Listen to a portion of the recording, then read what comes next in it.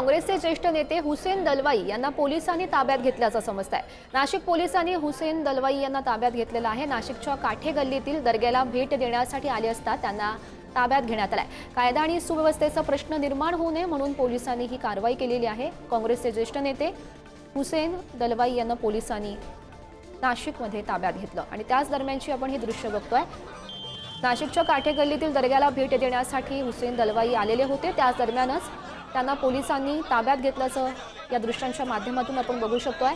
कायदा आणि सुव्यवस्थेचा प्रश्न निर्माण होऊ नये म्हणून ही पोलिसांनी कारवाई त्यांच्यावर केलेली आहे। या संदर्भात अधिकची माहिती जाणून घेऊयात। आमचे प्रतिनिधी किरण ताजने सध्या आपल्या सोबत आहेत। किरण, आपण बघू शकतोय हुसेन दलवाई यांना पोलिसांनी ताब्यात घेतल्याचं समजतंय।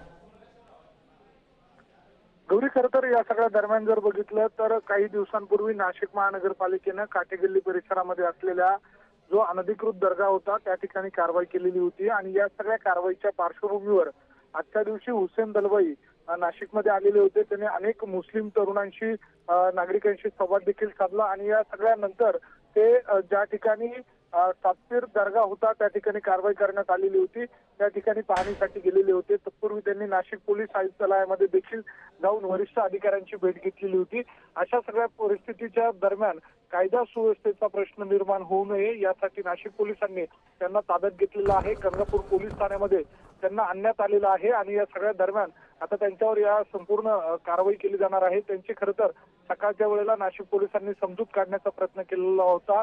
दर्ग्याच्या ठिकाणी जाऊ नये अशा स्वरूपाची विनंती देखील त्यांना केलेली होती।